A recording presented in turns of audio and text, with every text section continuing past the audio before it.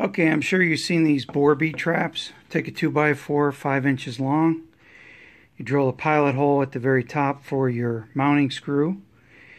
You drill a hole in the side at a 45-degree angle up to about here, and then you drill another hole this way until it meets with that 45-degree hole, and they're all 1/2 inch, both of those.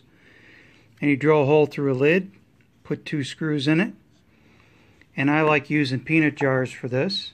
Here's my peanut jar. So I got 2 9-volt batteries tied in series.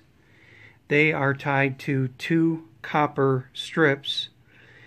The copper strips have now a negative and positive charge on there, 20 volts roughly, from both of these 9 volts.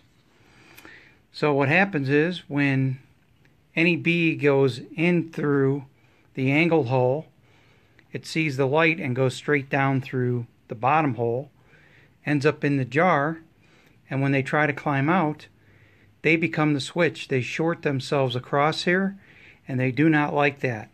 I happen to have me a bee right here. I'm going to put him inside and let's see how he likes it.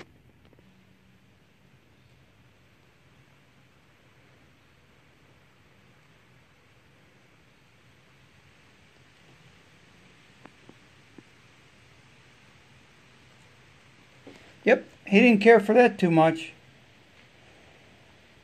18 volts roughly, or 20 volts right across his body. So that's how you keep the bees in the jar. And just a side note, after one shock, he can't even climb back up. It screwed him up that much. Ha ha!